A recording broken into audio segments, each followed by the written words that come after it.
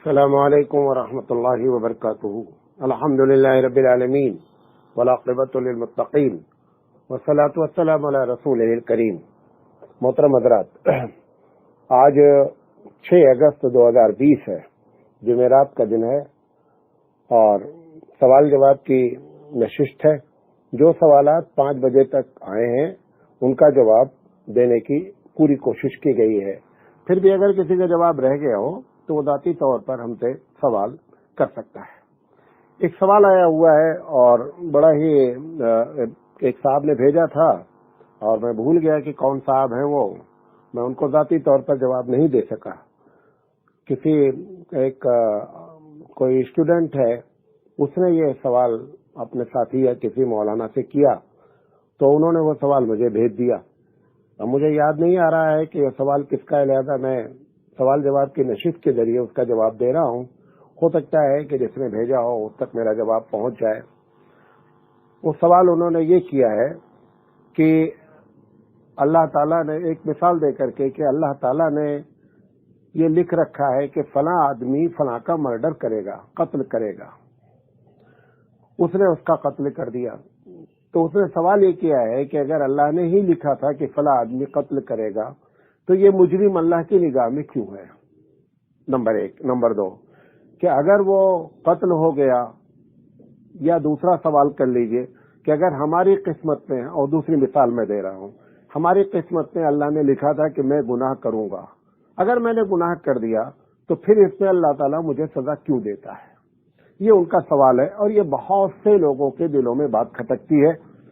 اس کا ایک مختصر سا جواب دینا چاہتا ہوں کہ یہ جو اللہ کہتا ہے کہ میں نے قسمت میں لکھ دیا ہے، حقیقت میں جو تقدیر ہے نا وہ اللہ تعالیٰ کا علم ہے۔ اللہ کو معلوم تھا کہ یہ آدمی اس آدمی کا مرڈر کرے گا، یہ اس نے لکھا ہے۔ یہ نہیں لکھا ہے کہ فلاں آدمی کو قتل کرے، یہ نہیں لکھا ہے۔ اپنے علم کی بنیاد پر اس نے یہ لکھ دیا کہ فلاں آدمی کا قتل کرے گا۔ کیوں؟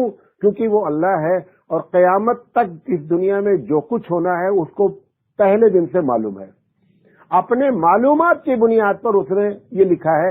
تقدیر میں یہ نہیں لکھا ہوتا ہے کہ تم اس کو قتل کرو، یہ نہیں لکھا ہوا ہے۔ اپنے علم کی بنیاد پر اس نے لکھ دیا ہے کہ فلاں آدمی کا قتل کرے گا۔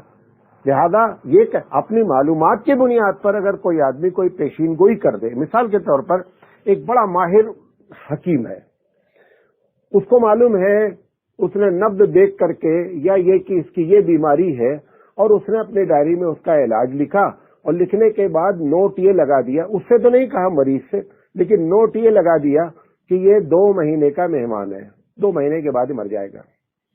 اب اتفاق سے وہ 2 مہینے کے بعد مر گیا۔ اب یہ حکیم صاحب کی ڈائری اس کے گھر کے کسی شخص کے ہاتھ میں لگ گئی جس میں لکھا ہوا تھا کہ فلاں آدمی نام کے ساتھ لکھا تھا 2 مہینے بعد مر جائے گا۔ اب اس نے جب دیکھا کہ حکیم صاحب نے تو پہلے ہی 2 مہینہ پہلے لکھ دیا تھا مر جائے گا، اب جا کر کے عدالت میں کیس کرے کہ حکیم نے ہمارے بچے کو مارا ہے، تو یہ بات صحیح ہے؟ بھائی حکیم نے اپنے تجربے کی بنیاد پر لکھا، حالانکہ اس کا تجربہ غلط بھی ہو سکتا تھا، اللہ کا نہیں ہو سکتا، کیونکہ اللہ نے تجربے کی بنیاد پر نہیں لکھا ہے، اللہ نے علم کی بنیاد پر لکھا ہے۔ تو حکیم نے تجربے کی بنیاد پر ایک علم حاصل کیا اور ایک اندازہ لگا دیا کہ یہ 2 مہینے کا مہمان ہے، اتفاق سے 2 مہینے میں مر گیا۔ تو ڈاکٹر کے اوپر یا حکیم کے اوپر کیس نہیں ہو سکتا ہے۔ یہی بات سیم ہے۔ تو ایک جملے میں کہوں کہ اگر تقدیر کو آپ یہ سمجھ لیں کہ اللہ کے علم کا نام تقدیر ہے، اپنے علم کی بنیاد پر وہ یہ بات کہتا ہے کہ فلاں آدمی فلاں کام کرے گا، یہ اپنے علم کی بنیاد پر اس نے کہا ہے کیونکہ قیامت تک کی فائل اس کے پاس کھلی ہوئی ہے۔ میں بات امید ہے کہ اپنی سمجھا لے گیا۔ ایک بات۔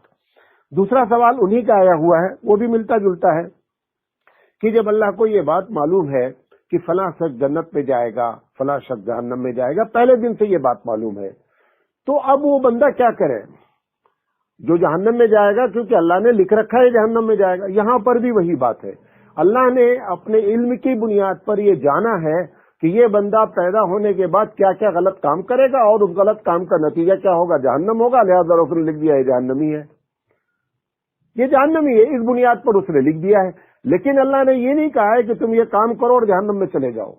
یہ اگر وہ مجبور کر دیتا کہ تم کو یہی کام کرنا ہے، اس نے اپنے علم کی بنیاد پر یہ بات لکھی ہے کہ بندہ یہ کام کرے گا اور جہنم میں چلا جائے گا۔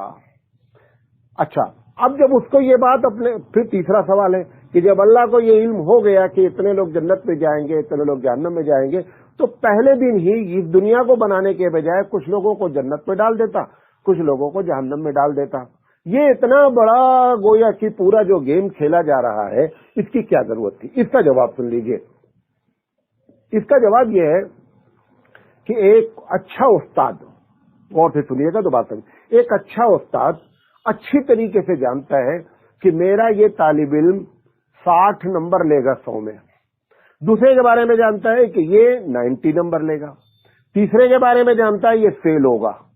اب اس نے امتحان نہیں لیا، بولا اچھا ٹھیک ہے تم ہو، تم کو 90 نمبر ہم دیتے ہیں 100 میں، 90 نمبر۔ دوسرے نے کہا اچھا تم ہو، تمہارا جو ہے 100 میں ہم 60 نمبر دیتے ہیں۔ تیسرا آیا، اس نے کہا تم فیل ہو۔ اب اگر تینوں کا رزلٹ بغیر امتحان لیے ہوئے دے دیا جائے گا تو تینوں کیا کہیں گے؟ جو فیلئر ہے وہ کہے گا کہ تم اگر میرا امتحان لیتے تو میں تو 100 میں 100 لے لیتا۔ اس کی اس بات کو ختم کرنے کے لیے، اس عذر کو، اس ایکسکیوز کو ختم کرنے کے لیے یہ ساری دنیا بنائی گئی ہے، تاکہ قیامت میں کوئی یہ نہ کہتے کہ اللہ اگر مجھے عمل کا موقع ملتا تو میں بڑا نیک بندہ بن کر کے رہتا۔ کیونکہ مزاجن انسان ایکسکیوز پسند ہے، عذر چاہتا ہر چیز میں۔ ہر غلطی کرنے والا پہلے مرحلے میں کیا پیش کرتا ہے؟ عذر پیش کرتا۔ اس عذر کو ختم کرنے کے لیے پروردگار عالم نے یہ پوری دنیا بنائی کہ میں تو پہلے دن سے جانتا ہوں کہ تم یہ کرو گے، میں نے تم پر زور زبردستی نہیں کیا کہ یہی کرو تم، لیکن اگر میں پہلے دن اپنے علم کی بنیاد پر جنت والوں کو جنت میں ڈال دیتا، جہنم والوں کو جہنم میں ڈال دیتا، تو جنت والا بھی کہتا کہ اللہ آپ نے مجھے اگر دنیا میں عمل کے لیے بھیجتا تو میں اس سے اوپر والے درجے میں ہوتا۔ جو فیل ہوتا وہ بولتا میں 100 نمبر لے لیتا۔ تو لہذا اس عذر کو ختم کرنے کے لیے پروردگار عالم، چونکہ اس کی ایک صفت ہے انصاف کرنا، لہذا اس انصاف کا تقاضا ہے کہ عملی میدان میں اتار کر کے پھر جو ہے وہ اس کو نمبرات دیے جائیں۔ جیسے ایک استاد اپنی علم کی بنیاد پر جانتے ہوئے بھی اس کو یہ حق نہیں دیا جاتا کہ وہ اپنی معلومات کی بنیاد پر نمبر دے دے، بلکہ اس سے کہا جاتا ہے کہ اگر تم ایسا نمبر دو گے تو بچہ تمہارے اوپر چڑھ دوڑے گا اور بولے گا کہ سر میرا امتحان لے لو، میں تو 100 نمبر لیتا۔ تو اس بچے کو عذر کو ختم کرنے کے لیے اس کا امتحان لیا جاتا ہے۔ اب امتحان کی جب کاپی اس کو دکھلا دی جاتی کہ 2+2 2+2=5، دیکھ تو نے لکھ رکھا ہے اس لیے تیرا نمبر کٹا ہے۔ اب وہ اندر سے کیا ہوتا ہے؟ مطمئن ہو جاتا ہے کہ مجھے فیل ہونے کی وجہ میرا اپنا عمل ہے۔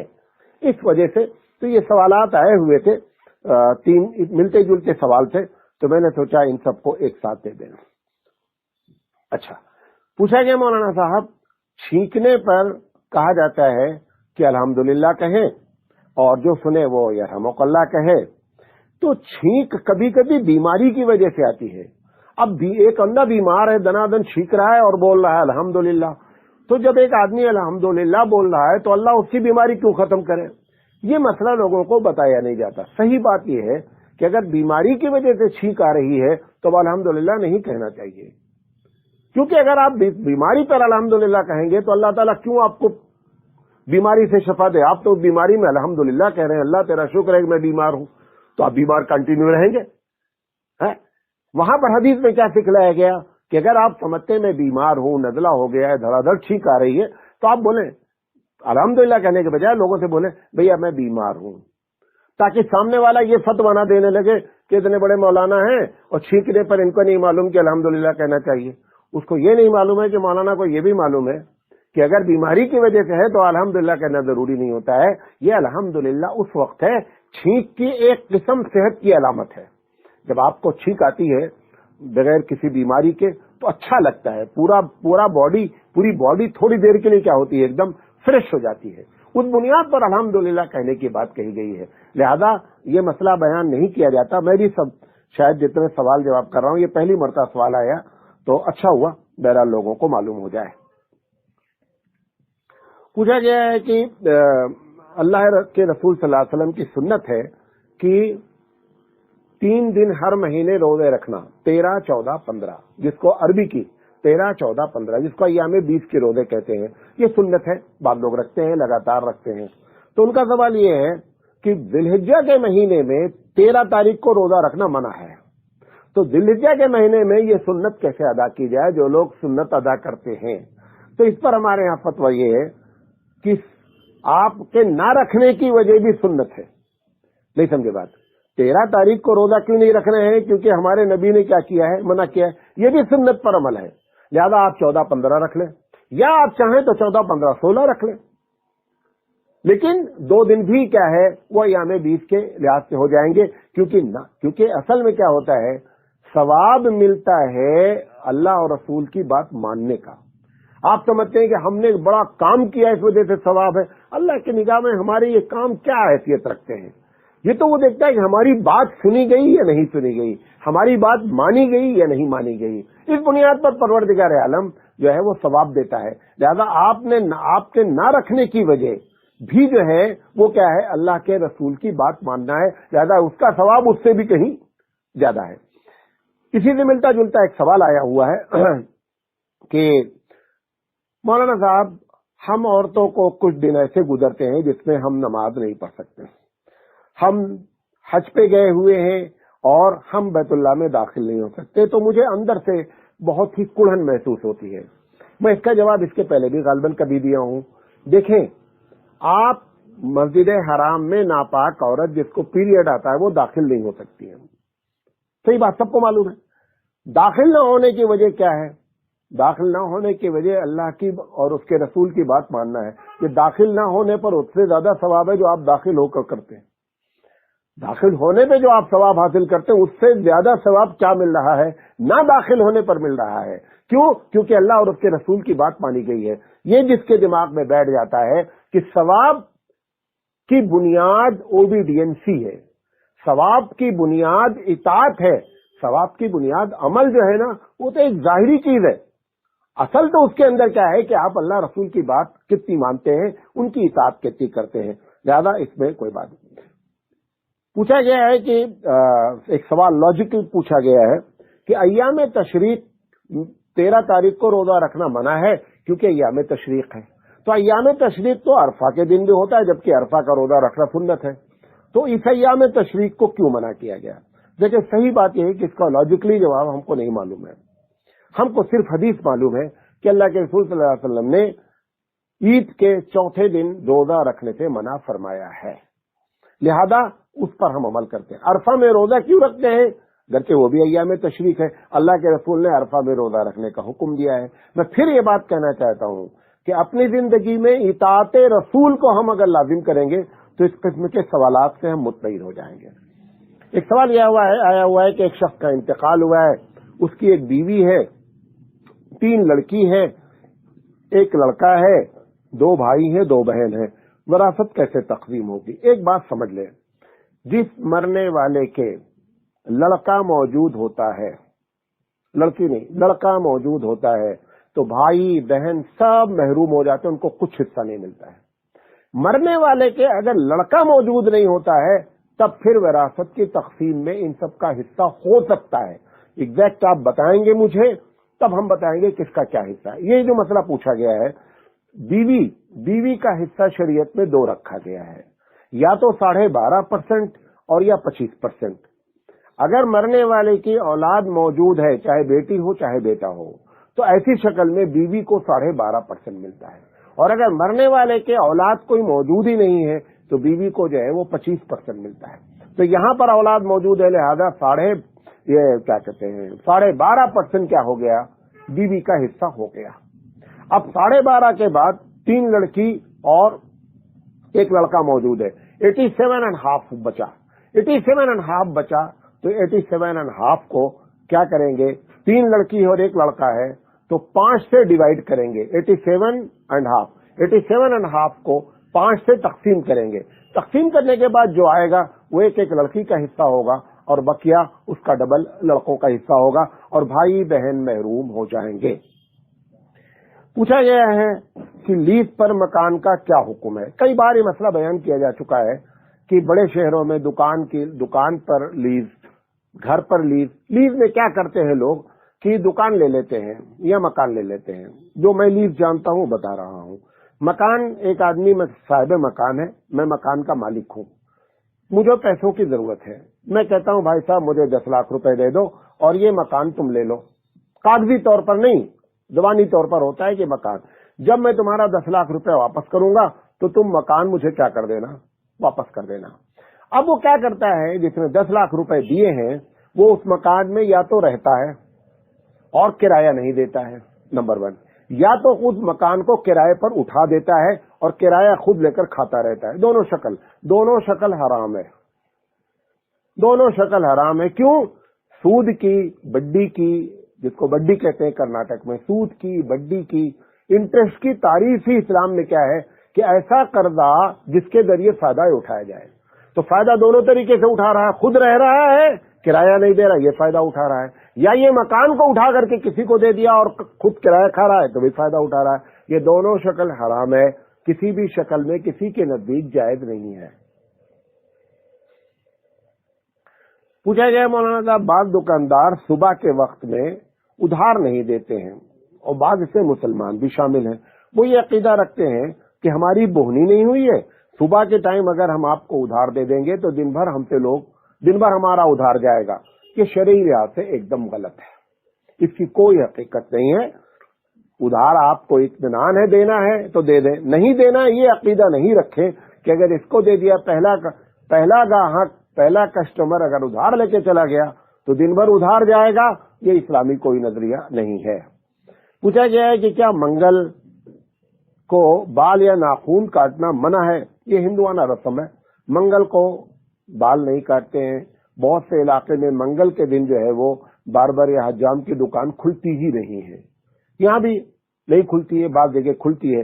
बहरहाल इसका अकीदा हमारे इस्लामी लिहाज से कुछ भी नहीं है, जिस दिन चाहें आप बाल काट सकते हैं, नाखून काट सकते हैं।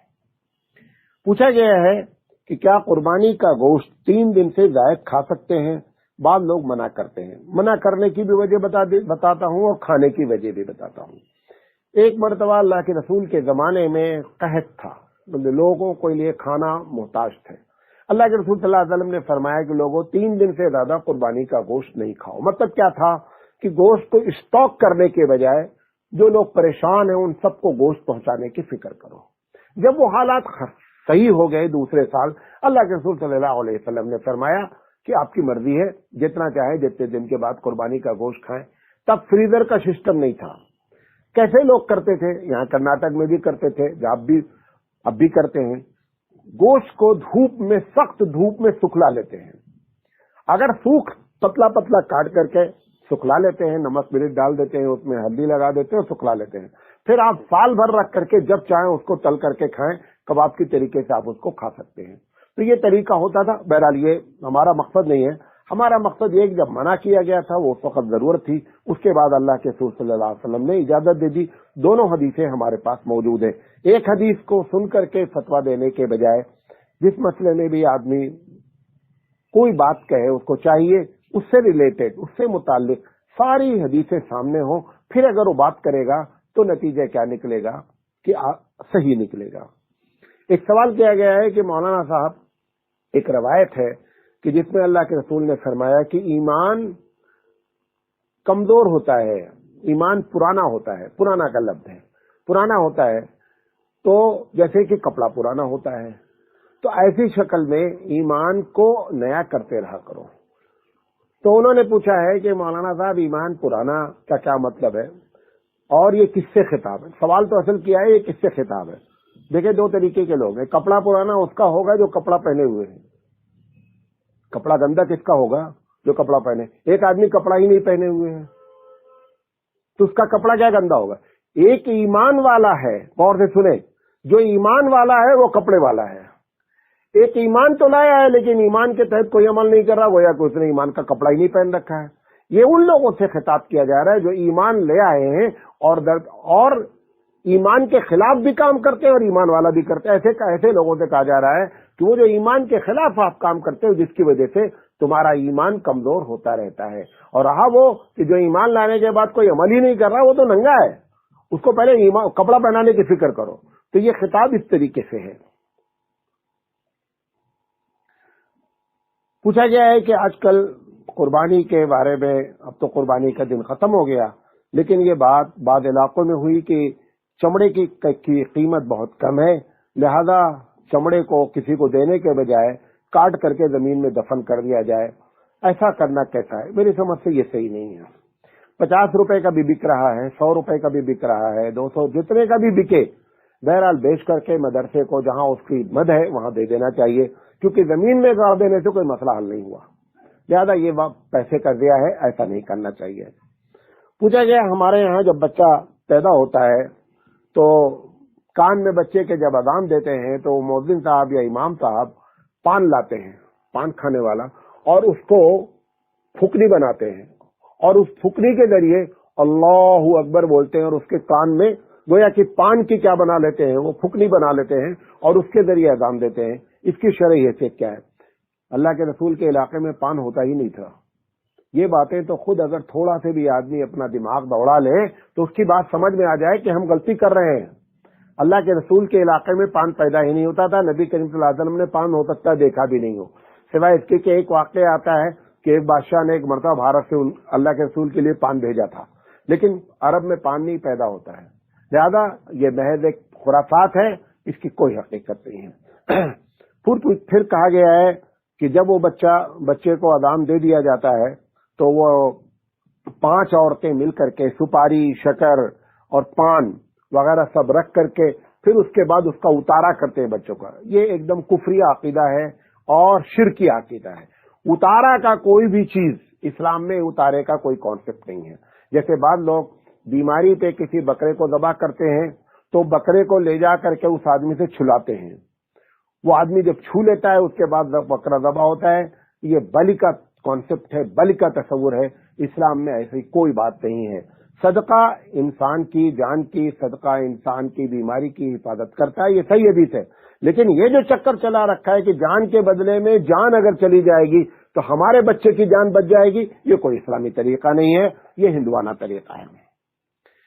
उसी से मुताल्लिक पूछा गया है कि जब बच्चा पैदा होने के बाद घर आता है तो लाल रंग का और पीले रंग का पानी बनाया जाता है और उसका उतारा किया जाता है। इसकी भी कोई हकीकत नहीं है। इसके वजह, क्योंकि हर इलाके में अलग अलग होगा, मैं कहां तक बताऊंगा। मैं सुन्नत तरीका बता देता हूं कि बच्चे की पैदाइश के बाद सुन्नत तरीका क्या है। सबसे पहले तो बाद लोगों ने ये एक प्रेशर डाल रखा है कि पहला बच्चा मैके में होना। ये सब लड़के वालों की होशियारी है कि खर्चे से हम बच जाएं और लड़की वालों पर बोझ डाल दें। अगर लड़की वाले खुद कहें कि बच्ची को हमारे यहाँ भेज दो, यहाँ पे ज्यादा देख, वो एक अलग मसला है। लेकिन ये प्रेशर डालकर लड़की वाले को ससुराल से बुला करके मैके में मिलना कि नहीं पहला बच्चा मैके में ही होना चाहिए, ये एकदम शरई लिहाज से गलत है और अपना बोझ किसी दूसरे पर डालना, ये होशियारी करना है और चीटिंग के मानिंद है। नंबर 1, जब बच्चा पैदा होता है पहला काम ये बच्चे को साफ किया जाए। साफ करने के बाद बच्चे के कान में अजान दी जाए। बाद रवायत में बच्चे के कान में, बाएं कान में इकामत कही जाए। उसके बाद बच्चे की तहनीक की जाए। तहनीक क्या है? कोई भी मीठी चीज, खासकर खजूर वगैरह, कोई बुजुर्ग आदमी, कोई अल्लाह वाला आदमी जिस पर आपको एतमाद हो, वो अपने मुंह में थोड़ा से खजूर को चबाए और उसकी राल बच्चे के जबान पे लगा दे। इसको तहनीक कहते हैं। उसके बाद 7वें दिन बच्चे का अकीका किया जाए। अगर अल्लाह ने ताकत दी है तो लड़का है तो 2 बकरा, और बकरी भी की जा सकती। बात लोग समझते हैं अकीके में और कुर्बानी में बकरी की ही नहीं जा सकती, हालांकि इसकी भी कोई शरई हैसियत नहीं है। कुछ भी 2 जानवर, बकरे या बकरी, मेंढा, जो भी है वो लड़के के लिए और लड़की के लिए एक सुन्नत है। अगर किसी की ताकत नहीं है तो लड़के के लिए भी एक कर सकता है। ये बात भी नहीं बताई जाती लोगों को कि लड़के के लिए भी एक अकीका, एक जानवर का किया जा सकता है। और जिस वक्त 7वें दिन जब किया जाए तो उसके सर से जो बाल है उसको निकाला जाए। निकालने के बाद उसका वेट किया जाए। 1 ग्राम 2 ग्राम वो बाल होगा दादा। उसके बराबर चांदी सदका की जाए और हल्का सा जाफरान पानी में भिगो करके यहाँ तलवे के ऊपर मल दिया जाए। ये मेडिकली लिहाज से उसको बहुत फायदा होता है। ये है सुन्नत तरीका। इसके अलावा जितनी चीजें आप कर रही हैं टोटल बकवास है, بدعت ہے یا تو شرک ہے یا عقیدے کی خرابی ہے یا ہمارا اپنا علاقے کا بنایا ہوا رسم ہے، اس کا شریعت سے کوئی تعلق نہیں ہے۔ میں ایک ایک کا نام نہیں لے سکتا ہوں کیونکہ ہر علاقے میں الگ الگ بدعتیں، الگ الگ رسمیں ہوتی ہیں۔ جو سنت طریقہ تھا وہ بتا دیا، بقیہ اللہ ہی بہتر جانتا ہے کون کا کیا کیا کر رہا ہے۔ بہرحال جنہوں نے کیا ہے وہ توبہ کریں اور اللہ سے معافی مانگیں۔ پوچھا گیا بعض علاقوں میں زندہ جانور تول کر بکتے ہیں تو اس طرح کی بے جائز ہے کہ نہیں؟ حقیقت میں مرغی کے اوپر مرغی کی بے زندہ تول کے بیچتا ہے، اسی طریقے سے اگر بڑے جانور گائے، بیل، بھینس، بکرا، بکری اگر تول کر بیچتا ہے تو لوگوں نے لکھا ہے کہ جیسے یہ جائز ہے ویسے وہ بھی جائز ہے۔ پوچھا گیا ہے، دیکھیے ایک سوال یہ آیا ہوا ہے کہ کیا بکری کی قربانی کر سکتے ہیں؟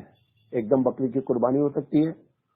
اگر گائے کی قربانی ہو سکتی ہے تو بکری نے کون سا خطا کیا ہے؟ اگر بھینس کی قربانی ہو سکتی ہے تو بکری نے کون سی خطا کی ہے؟ اسی طرح پوچھا گیا ہے کہ خسی جانور کی قربانی کا کیا حکم ہے؟ خسی جو ہے جس کو بدھی کہتے ہیں، خسی بدھی جانور کی قربانی شیعہ کے علاوہ سب کے نزدیک جائز ہے، بلکہ ہمارے نزدیک افضل ہے، کیونکہ خسی کا گوشت جو ہے بنسبت اس کے زیادہ اچھا ہوتا ہے۔ جس کو بھی آپ تقسیم کریں گے اس کو اس کا ذائقہ الگ سے ملے گا۔ پوچھا گیا سانڈ کی کمائی جائز ہے کہ نہیں؟ لوگ میل جانور رکھتے ہیں، بکرا رکھتے ہیں، سانڈ رکھتے ہیں، اور پھر اس کے ذریعے فیمیل کو گابھن کراتے ہیں، کراس کراتے ہیں، اور ہر کراس کرانے پر ایک جانور کو اگر انہوں نے کراس کرایا تو اپنے اپنے علاقے میں کوئی 200 روپے کوئی 300 روپے لیتا ہے۔ یہ کمائی کیسی ہے؟ یہ کمائی ایک دم ناجائز ہے۔ اللہ کے رسول صلی اللہ علیہ وسلم کی صراحتاً حدیث ہے اس سلسلے میں کہ اس قسم کی کمائی جو ہے نہیں کرنی چاہیے، اور یہ جو کیا جا رہا ہے دھندا، یہ دھندا غلط ہے۔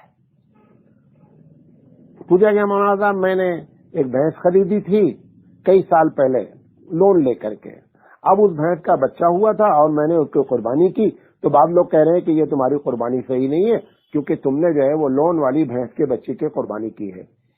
ایک دم غلط بات ہے۔ وہ بچے کی جو قربانی کی گئی ہے اس کے بھینس کے بچے کی ایک دم قربانی جائز ہے، نو پرابلم، کوئی بات نہیں ہے۔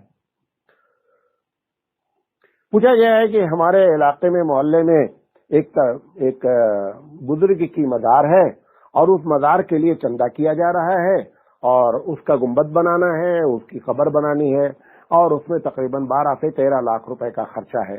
لوگ ہمارے پاس بھی چندہ کرنے آ رہے ہیں، اس میں چندہ دینا کیسا ہے؟ ایسی جگہ پہ چندہ دینا حرام ہے۔ نمبر 1 غور سے سن لیں، جو لوگ اس میں چندہ دیں گے وہ قبر بنے گی، قبر بننے کے بعد جتنے دن اس پر سجدہ ہوگا، جتنے دن اس کا طواف کیا جائے گا، جتنے مرتبہ اس کے کنارے گناہ کیا جائے گا، سب کا گناہ، وہ تو بندہ جو کرے گا، جو سجدہ کرے گا اس کو گناہ ملے گا شرک کا، جو طواف کرے گا اس کو شرک کا گناہ ملے گا، پھول چڑھائے گا اس کو ملے گا گناہ، اور اگر وہاں پر عورتیں آئیں گی تو اس کا گناہ ملے گا، وہ تو جو کرے گا کب ملے گا۔ جتنے لوگ اس کے بنانے میں، چندہ کرنے میں، پیسہ دینے میں شامل ہیں، سب کو ایک مرتبہ گناہ نہیں ملے گا، ہر سجدے کا شیئر ان کو بھی جائے گا، ہر گناہ کا حصہ ان کو بھی جائے گا، کیونکہ تم سبب بنے ہو گناہ کے، لہذا یہ صرف اس کو یہ نہیں دینا کہ میں نے پیسہ دیا حرام ہے، بلکہ زندگی بھر تم مر بھی جاؤ گے نا تو بھی تمہارا اکاؤنٹ گناہوں کا کیا رہے گا؟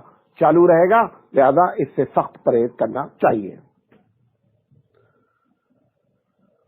پوچھا گیا ہے یہاں پر ایک واقعہ پیش آیا ہبلی میں ہی کہ ایک صاحب کے والد کا انتقال ہو گیا۔ کچھ لوگ ان کے پاس مولوی کی شکل میں آئے اور آ کر کے انہوں نے کہا کہ تمہارے والد صاحب کی بہت سی نمازیں چھوٹی ہوں گی، تو کتنے سال کی عمر میں انتقال ہوا؟ تو انہوں نے کہا 70 سال۔ تو انہوں نے کہا کہ 12 سال یا 14 سال نکال دو بالغ نہ ہونے کے بعد، اس کے بعد جتنی عمر بچی اتنی عمر کا ان کی نماز کا کفارہ ادا کر دو، تو تمہارے والد صاحب کے اوپر سے جتنی بھی نماز چھوٹی ہوگی سب کا گناہ ہٹ جائے گا۔ یہ چھوٹا ہے نمبر 1، اس کی کوئی شرعی حیثیت نہیں ہے، کسی بھی نماز کا کوئی کفارہ کسی حدیث میں نہیں لکھا ہے۔ پہلے سن لیں، نمبر 1، جن لوگوں نے وصیت کی کہ بھیا میری جو نمازی ہے، ورنہ سارے مالدار لوگ پوری زندگی نماز چھوڑیں اور آخر میں اپنے بیٹے سے کہہ دیں کہ بھیا میری پوری زندگی 90 سال کی تھی اور 90 سال کا کفارہ دے دو، تو یہ اس کی نماز، ایک وقت کی نماز کا بھی کفارہ آپ دے تو نماز ادا نہیں ہوتی ہے۔ نماز خود پڑھنی ہے، نماز کفارہ دینے سے نہیں ہوتی. ہاں کوئی نمازی ہے تو بعض لوگوں نے فقہ میں مسئلہ بیان کیا ہے, حدیث اس پر بھی نہیں موجود ہے کہ بیان کیا اگر اس نے وصیت کر دی کہ بھائی میری 2-3 نماز 10 نماز چھوٹ گئی بیماری کی وجہ سے, اگر میں مر جاؤں تو اس کا کفارہ دے دے, تو اگر اس کے لڑکے سپوت ہیں وہ کر دے, وہ ایک الگ مسئلہ ہے. لیکن یہ کہ باقاعدہ جانا اور جا کر کے تشکیل کرنا اور ان کو تبلیغ کرنا کہ صاحب تمہارے ابا کا کفارہ ادا ہو جائے گا اور یہ پیسہ آپ مجھے دے دیجئے, ہم یہاں استعمال کریں گے وہاں استعمال کریں گے, یہ سب کھانے پینے کا دھندا ہے. اور ڈکیتی ضروری نہیں ہوتا ہے کہ ٹھاٹھا باندھ کر آوے. ایک ڈکیت لوگ ایسے آتے ہیں, ایسے باندھ کر آتے ہیں اور ڈکیتی ڈالتے ہیں. ایک ڈکیت لوگ ایسے ٹوپی لگا کے آتے ہیں اور آپ کو بیوقوف بناتے ہیں. یہ بھی کھلی ڈکیتی ہے. یہ سب کھانے پینے کے دھندے ہیں. کرونا ہے, لوگوں کی اکنامکلی حالت بہت خراب ہے, ہوشیار ہو کر کے رہو. ہر طریقے سے لوٹا جا رہا ہے. راستے میں لوٹ الگ ہو رہی ہے, اس طریقے سے لوٹ الگ ہو رہی ہے. اس کی کوئی شرعی حیثیت نہیں ہے. پوچھا گیا ہے کہ مولانا صاحب اگر دھاردار چیز سے, تیر سے کسی آدمی نے شکار کے جانور کو مارا, بسم اللہ اللہ اکبر کہہ کے مارا گیا اور وہ تیر لگا, تیر لگنے سے اس جانور کا خون نکل گیا اور ہم جب وہ پہنچے تو جانور مر چکا تھا, تو کیا ایسے جانور کا کھانا جائز ہے بغیر ذبح کیے ہوئے؟ اگر تیر دار کوئی ایسی چیز آپ نے پھینکی جو کہ ذبح کی شکل ہوئی اور اس کا کہیں سے بھی لگنے سے جس کی وجہ سے خون نکل گیا اور خون کے شارٹیج کی وجہ سے کیا ہو گیا, وہ جانور مر گیا, تو آپ نے اگر بسم اللہ اللہ اکبر کہہ کے تیر چلایا تھا اور جانور ذبح کرنے سے پہلے بھی مر گیا تو اس جانور کا کھانا جائز ہے, اس میں کوئی بات نہیں ہے, یہ ذبح کے حکم میں ہے. اس میں ہمارے یہاں جو فتویٰ ہے کہ اگر گولی سے, بندوق کی گولی سے مارا گیا تو بندوق کی گولی کے بارے میں فتویٰ یہ ہے کہ بندوق کی جو گولی ہے وہ گولی جب چلائی جاتی ہے نا تو نتیجہ کیا نکلتا ہے؟ نتیجہ یہ نکلتا ہے کہ وہ ذبح کرنے کے بجائے وہ جلا دیتی ہے, وہاں خون نہیں نکلتا ہے. لہذا ہمارے علماء کا اس میں یہی ہے کہ بندوق کی گولی سے اگر بسم اللہ اللہ اکبر کہہ کر کے بھی شکار کیا گیا تو جائز نہیں ہوگا. گرچہ بعض ہمارے علماء نے, بعض لوگوں نے, خاص کر جماعت اسلامی کے علماء نے اس کو جائز قرار دیا ہے, بعض لوگوں نے کہا ہے, لیکن صحیح بات یہ ہے کہ گولی خون نہیں نکالتی ہے بلکہ گولی جہاں جاتی ہے وہیں پر وہ جلا دیتی ہے, جس سے بندہ کیا ہوتا ہے, وہ جانور کیا ہوتا ہے, مر جاتا ہے. لہذا اس کا خیال رکھیں. پوچھا گیا مولانا صاحب 2 لڑکے اپنے ایک جانور اپنے ابا کے لیے خرید کر لائے کہ ابا آپ کی طرف سے ہم قربانی کریں گے. ابا دونوں لڑکوں سے ناراض تھے, انہوں نے کہا تم میرے لیے قربانی نہیں کرو, تمہیں کوئی ضرورت نہیں میرے لیے قربانی کرنے کی. اور اسی میں معاملہ چلتا رہا. اتفاق ایسا ہوا کہ والد صاحب کا بقرعید سے 2 دن پہلے انتقال ہو گیا. اب یہ جو بکرا تھا قربان نہیں ہوا. اب اس بکرے کو کیا کیا جائے؟ دیکھیں, چونکہ جن کے لیے قربانی کی جا رہی تھی وہ قربانی واجب نہیں تھی, قربانی ان کی نفل تھی. انہوں نے کہا بھی کہ مجھے ضرورت نہیں ہے, لہذا آپ اس بکرے کو صدقہ کر دیں, یہ بھی صحیح ہے, اور اس بکرے کو اپنے لیے استعمال کر لیں, یہ بھی صحیح ہے, اس میں کوئی مسئلہ نہیں ہے. پوچھا گیا اللہ کے رسول صلی اللہ علیہ وسلم کے زمانے میں بیویاں اپنے نام کے آگے شوہر کا نام نہیں لگاتی تھیں, یہ ہمارے زمانے میں ایسا کیوں ہوتا ہے؟ دیکھیں, صحیح بات تو یہ ہے کہ یہ ویسٹرن کلچر ہے, یہ مغربی تہذیب ہے کہ ان لوگوں نے اپنے شوہر کا نام اپنی بیوی اپنے شوہر کا نام لگاتی ہے. یہ اسلامی طریقہ نہیں ہے. لیکن میں یہ بات بھی کہنا چاہوں گا کہ اگر کسی نے لگا لیا ہے تو حرام نہیں ہے. جیسا کہ واٹس ایپ پر روز آنا آتا رہتا ہے کہ اگر بیوی نے شوہر کا نام لگا لیا تو فلاں حدیث کے خلاف ہے. ایسی کوئی حدیث موجود نہیں ہے. جو حدیث ہے وہ حدیث ہے کیا؟ ولدیت کو بدلنا, چھپانا. یعنی میرے باپ کا نام ریاض احمد ہے, میں جان بوجھ کر کے اپنے باپ کے نام کو چھپانے کے لیے کسی مشہور آدمی کا نام لگا کر بولتا ہوں میں ان کا بیٹا ہوں, یہ حرام ہے اسلام میں. یہ کیا ہے؟ یہ حرام ہے. یہ حدیث میں ذکر ہے. یہاں پہ جو بیوی شوہر کا نام لگا رہی ہے وہ یہ بتانے کے لیے کہ لوگ میرے بارے میں جانے میں فلاں کی بیوی ہوں. یا اگر اس سے پوچھا جائے اچھا بتاؤ تم بیٹی کس کی ہو, تو کبھی وہ شوہر کا نام نہیں لے گی بلکہ کس کا نام لے گی؟ ابا کا نام لے گی. لہذا یہاں پہ جو لگا رہی ہیں عورتیں وہ ایک انٹروڈکشن ہے, ایک تعارف ہے. یہ ایک الگ بات ہے کہ لگانا اسلامی طریقہ نہیں ہے. لگا لے گا گنہگار نہیں ہوگا, وہ عورت گنہگار نہیں کہلائے گی. پوچھا گیا مولانا صاحب ہر بیماری کا علاج ہے تو یہ کرونا کا علاج ہمیں کیوں نہیں معلوم ہو رہا ہے جب اللہ کے رسول نے فرمایا، حضور نے فرمایا لکل دائن دواؤن، ہر مرض کا علاج ہے.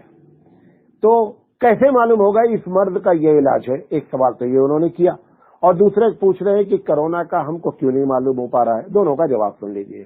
یہ جو بات کہی گئی ہے لکل دائن دواؤن، دنیا میں غور سے سنیے گا تو بات سمجھ میں آئے گی. دنیا میں جتنے بھی علاج ہیں اس چیز نے اپنے بارے میں نہیں کہا کہ میں فلاں چیز کا علاج ہوں. ہر چیز انسان کے ایکسپیرینس اور تجربے کی بنیاد پر رزلٹ آ گیا، لہذا کہہ دیا گیا کہ فلاں چیز فلاں مرض میں کام آتی ہے. اللہ کے رسول کا یہ فرمانا لکل دائن دواؤن کی ہر مرض کی دوا ہے، یہ آپ کو کہا جا رہا ہے کہ اے مسلمانوں، جب کبھی دنیا میں کوئی مرض آئے تو تم ریسرچ کرو، تم تحقیق کرو اور دنیا والوں کو فائدہ پہنچانے کی فکر کرو. آج مسلمان ڈیپینڈ ہے کہ یورپ ویکسین بنا دے، رشیا ویکسین بنا دے. تم کس مرض کی دوا ہو؟ تمہارے ڈاکٹر، تمہارے سائنٹسٹ کس مرض کی دوا ہیں؟ تمہارے نبی نے یہ بات فرمائی تھی لکل دائن دواؤن کی ہر مرض کا علاج ہے، لہذا تم کو یقین کے ساتھ اس پر ریسرچ کرنی چاہیے اور ویکسین سب سے پہلے مسلمان کو بنانی چاہیے. یہ انکریج کیا گیا ہے کہ بیماری سے سرنڈر ہونے کے بجائے بیماری سے لڑنے کے لیے آگے بڑھو اور اس کا علاج کرو. یہ مطلب ہے. اور دوسرا جو سوال کیا گیا کہ ہم کو کیسے معلوم ہوگا؟ جب آپ تجربہ کر لیں، تجربہ سے ہی سارا علاج دنیا میں آیا ہے. تم کو بھی تجربے سے معلوم ہو جائے گا کہ فلاں چیز فلاں مرض کا علاج ہے. اور رہا کرونا کا بھی علاج نکل آئے گا. جب نکل آئے گا تو یہ حدیث اپنے آپ ثابت ہو جائے گی. لیکن آپ آگے بڑھ کر کے کرونا کے لیے آپ تجویز کریں، آپ دوا بتائیں، یہ مسلمان کی شان ہے. پوچھا گیا ہے کہ اگر نام غلط ہو گیا ہے اور نام غلط رکھ دیا گیا، اب دوبارہ نام اس کا بدلا جا رہا ہے، تو کیا اس کا عقیقہ بھی کرنا ضروری ہوگا؟ عقیقہ کرنا کوئی ضروری نہیں ہے، نام بدلا جا سکتا ہے. اللہ کے رسول صلی اللہ علیہ وسلم کے زمانے میں بھی ایسا ہوا کہ ایک صاحبہ کا نام غلط تھا. حضور نے پوچھا کیا نام ہے؟ انہوں نے کہا فلاں نام ہے. حضور نے کہا اس کا نام بدلو اور جمیلہ نام رکھ دو. اللہ کے رسول صلی اللہ علیہ وسلم نے اس کا نام جمیلہ بدل کے رکھ دیا. لہذا نام بدلا جا سکتا ہے. اور عقیقہ کرنے کی حدیث میں کے عقیقے کا ذکر نہیں، کیونکہ انہوں نے سوال بھی نہیں کیا، لیکن عقیقہ دوبارہ کرنے کی ضرورت نہیں ہے. ویسے بھی عقیقہ کوئی فرض نہیں ہے، عقیقہ سنت ہے. کر لیں اچھا ہے، نہیں کرنے والے پر کوئی گناہ نہیں ہوتا ہے. پوچھا گیا ہے کہ ہم لوگوں نے حج کے لیے رقم جمع کی تھی، اب حج ہوا نہیں، رقم واپس آ گئی. اب رقم جب واپس آ گئی تو کیا میں اگلے سال جب زکوٰۃ دیتا ہوں تب میں زکوٰۃ دوں، یا یہ کہ جیسے ہی رقم واپس آئی اب میں اس پر بھی زکوٰۃ نکالوں؟ دیکھیں، اگر آپ نے سمجھا کہ میں نے حج کمیٹی پہ یا گورنمنٹ کے اکاؤنٹ میں پیسے ڈالے تھے اور وہ قرضہ ہے، اگر وہ قرضہ ہے، قرضہ واپس آ گیا تو جس دن تمہارے ہاتھ میں واپس آ گیا اس پر زکوٰۃ نکال دیں. اور اگر آپ نے قرضہ نہیں سمجھا تھا تو پھر ایسی شکل میں آپ جب اگلی سال جب زکوٰۃ نکالیں گے جس وقت، اس وقت وہ رقم بچی رہے گی تو اس کے اوپر زکوٰۃ نکال دینا. بہتر یہ ہے کہ زکوٰۃ نکال دی جائے. پوچھا گیا ہے کہ کیا کرونا میں مرنے والا شہید ہے چاہے اس نے شہادت کی نیت کی ہو یا نہیں کی ہو؟ دیکھیں، ایک شہید وہ ہے جو دعا کرے اور شہید ہو جائے. ایک آدمی نے دعا کیا ہے کہ پروردگار عالم مجھے شہادت کی موت عنایت فرما. اب اللہ تعالیٰ نے اس کو کرونا میں مار دیا. ہو سکتا ہے کہ اس نے نیت کی ہو کہ اللہ مجھے شہادت کی موت دے، اللہ نے ایک ذریعہ بنا دیا کرونا کو اور شہید. ایک آدمی نے نیت ہی نہیں کی تھی، دعا ہی نہیں مانگی تھی اور پھر بھی کرونا میں مر گیا تو بھی وہ شہید ہے. جیسے ایکسیڈنٹ میں کوئی مرنے والے کے بارے میں، دیوار سے دب کر مرنے والے کے بارے میں، حادثات میں کہا گیا شہید ہے، اس کا یہ مطلب نہیں کہ وہ حادثہ خود پیدا کرے اور پھر مر جائے پھر شہید ہو جائے، یہ مطلب نہیں ہے. تو وہ حادثہ ہو سکتا ہے. پوچھا گیا ہے کہ بسا اوقات بچے کی پیدائش کے وقت میں ہم لوگوں کے یہاں عورتوں میں مشہور ہے کہ سورہ یاسین، سورہ انشقاق یا بعض جگہ سورہ مریم پڑھنے سے ڈلیوری آسان ہو جاتی ہے. تو یہ کس حدیث میں ذکر ہے؟ یہ آپ کو بتا دیں کہ یہ جتنی چیزیں ایسی بیان کی جاتی ہیں 99% چانس ہے آدمی کا اپنا تجربہ ہے. تجربہ کوئی بھی آپ اپنی زندگی میں استعمال کر سکتے ہیں، شرط یہ ہے کہ وہ شریعت کے خلاف نہیں ہو. یہ اصل بنیاد ہے. کوئی بھی تجربہ علاج، یہ علاج ہے. علاج کے لیے کوئی بھی علاج، ہومیوپیتھک، ایلوپیتھک، روحانی، جو بھی علاج ہے آپ کر سکتے ہیں. اس کی ایک ہی شرط رکھی ہے کہ جو علاج آپ کرنے جا رہے ہیں وہ شریعت میں کے خلاف نہ ہو. شریعت میں اس کا ہونا کوئی ضروری نہیں ہوتا ہے. شریعت میں اس کا ہونا کوئی ضروری نہیں ہوتا ہے کیونکہ علاج آتا ہی ہے ایکسپیرینس کی بنیاد پر. تو یہ ایکسپیرینس ہے. کسی کو ہے کہ بھائی ڈلیوری میں فلاں صورت پڑھنے سے آسانی ہوئی ہے, ٹھیک ہے آپ بھی کر لیجیے, یہ کوئی ضروری نہیں ہے, یہ کسی حدیث پہ نہیں لکھا ہوا ہے. پوچھا گیا مولانا صاحب کچھ لوگوں سے میں نے قرض لیا تھا اور اب جن سے میں نے قرض لیا تھا وہ لاپتہ ہیں, پتہ ہی نہیں چل رہا ہے کہ وہ کہاں چلے گئے ہیں, مر گئے ہیں کہ زندہ ہیں. یہ ایسا فارن کنٹریز میں ہو جاتا ہے کہ دبئی میں کسی نے قرض لے لیا, وہ الگ ہو گیا, یہ الگ ہو گیا, اپنے کنٹری آ گیا, اب اس سے کوئی کانٹیکٹ نہیں ہو رہا ہے. تو ان کا کہنا یہ ہے کہ میں اس کے قرض کی ادائیگی کیسے کروں. دیکھیں ایسا اگر مسئلہ ہو گیا ہے تو آپ اس کی طرف سے صدقہ کر دیں جتنا قرضہ لیا ہے, جتنا قرضہ آپ نے لیا ہے اس کی طرف سے, کہ اللہ اس کا ثواب اس بندے کو پہنچے جس کا پیسہ ہے, نمبر 1. لیکن اگر زندگی میں کبھی وہ واپس آ کر بولا کہ بھیا میرا پیسہ لاؤ, تو آپ بولے میں صدقہ کر دیا ہوں, یہ نہیں چلے گا, آپ کو پیسہ واپس کرنا پڑے گا. پیسہ کیا کرنا پڑے گا؟ واپس کرنا پڑے گا. اب وہ صدقے کا ثواب اللہ تعالیٰ آپ کو دے دے گا اور آپ نے اس کو پیسہ دے دے, دونوں مسئلہ حل ہو جائے گا.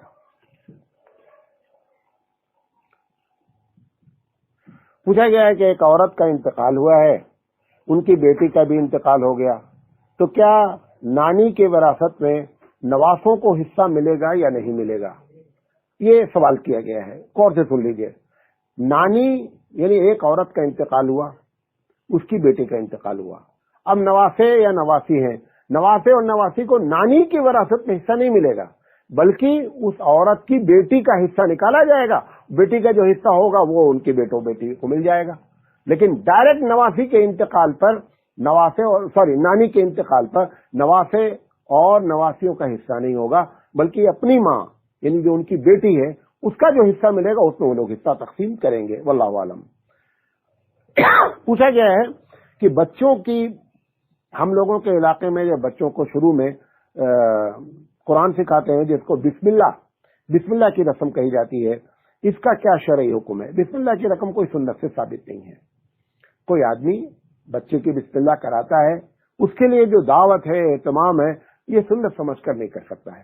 نہ ایسی رسموں کو ایجاد کرنا چاہیے کیونکہ ایک غریب بیچارہ اگر بچے کی بسم اللہ کرائے گا تو اس کے پاس پیسے نہیں, اس کو تکلیف ہوگی.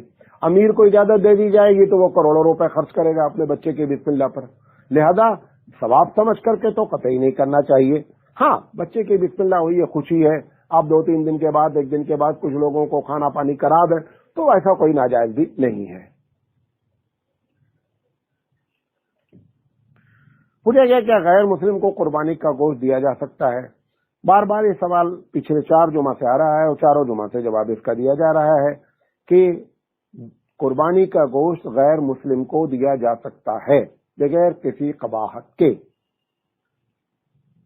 پوچھا گیا مولانا صاحب ایک صاحب نے قربانی کی شہر میں اور انہوں نے عید کی نماز نہیں پڑھی تھی اور اس سے پہلے انہوں نے قربانی کر دی, تو ان کی قربانی صحیح ہوئی ہے نہیں؟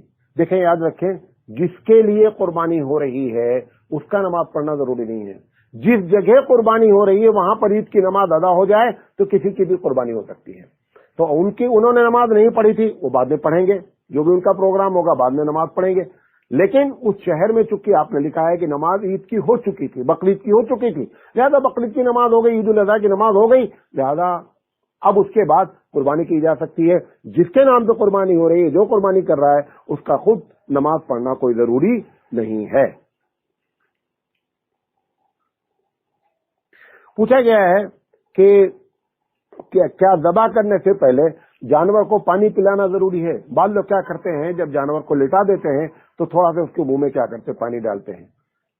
اس آدمی کو اس بات کا خیال رکھنا چاہیے کہ جانور ہم لائے ہیں, پانی کھانا اس کا خیال رکھیں, لیکن عین ذبح کے وقت پہ پانی پلانا اس کی کوئی حیثیت نہیں. جتنی بھی چیزیں, بعض جگہ میں اس کے منہ میں پان رکھتے ہیں, بعض جگہ پوچھا گیا ہے کہ ہمارے علاقے میں قربانی کے جانور کو لے کر جلوس نکالا جاتا ہے, پورے محلے والے جلوس, یہ ساری کی ساری خرافات ہے, اس کا شریعت سے کوئی تعلق نہیں ہے. پوچھا گیا ہے کہ ایک صاحب نے ذبح کیا اور ایک مولانا صاحب جہاں ذبح ہو رہا تھا وہاں کھڑے تھے, وہاں بسم اللہ اللہ اکبر کہہ رہے تھے اور غیر مسلم چھری چلا رہا تھا. बिस्मिल्लाह अल्लाहु अकबर कह रहे थे वो मुसलमान साहब, और दूसरे साहब जो है वो जो गैर मुस्लिम थे, ये एकदम गलत है। जो ज़बा कर रहा है उसको बिस्मिल्लाह अल्लाहु अकबर कहना चाहिए, और गैर मुस्लिम है ये तो एकदम गलत है। पूछा गया है कि औरतों को दो जगह से जेवर मिलता है, मैके से भी मिलता है, ससुराल से भी मिलता है। तो मैके से जो जेवर मिलता है वो तो लड़की का है, लेकिन ससुराल से जो जेवर मिला हुआ है उसका मालिक कौन है, ये बड़ा कंफ्यूज लोग कर रखे। देखिए, ससुराल से जो जेवर मिला है, लड़की को चाहिए कि एक दो दिन के बाद अपने शौहर से कहे कि तुम्हारी अम्मा ने, तुमने हमको जो जेवर दिया है, मैं इसकी मालिक हूं या नहीं, आपने मुझे सिर्फ पहनने के लिए दिया है या मुझे गिफ्ट किया है।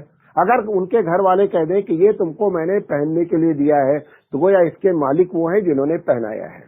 और अगर वो कह दें कि नहीं बेटी, ये जैसे मैं तुमको गिफ्ट दी हूँ, हदिया किया हूँ, अगर वो ये कह देंगे तो औरत मालिक हो जाएगी। लेकिन ये क्लियर होना चाहिए कि इसका मालिक कौन है, ताकि ज़कात देने में किसी किस्म की कोई कबाहत नहीं हो। ये बातें आपके सामने रखना चाहते थे। अल्लाह ताला से दुआ है कि अल्लाह ताला कहने से ज्यादा अमल करने की तौफीक अता फरमाए। वाखिर दावाना अनिल हम्दुलिल्लाहि रब्बिल आलमीन।